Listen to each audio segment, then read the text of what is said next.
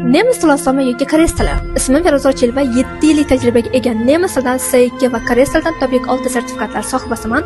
Aynan shu savol menga juda ko'p keladi. Albatta, koreys tili nemis tilidan juda ham osonroq. Ha, to'g'ri eshitdingiz.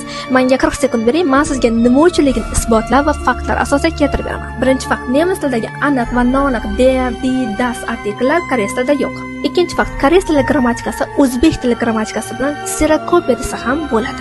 Nemis tili grammatikasi esa butunlay boshqa planeta. Uchinchi fakt, nemis tilida ko'plikning yagona qoidasi yo'q, a koreys tilida esa dil qo'shimchasini qo'ysangiz bo'ldi. To'rtinchi fakt, nemis tilidagi adjektiv deklinatsion, ya'ni sifatlarning tuzilishi koreys tilida yo'q.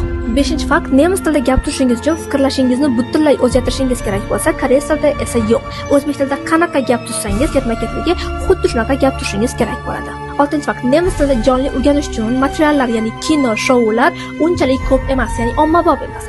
Koreys tilida esa K-pop, K-dramalar va undan-da ko'p shoular bor va shu sababli bu tilni qiziqarli va tez o'rganish mumkin.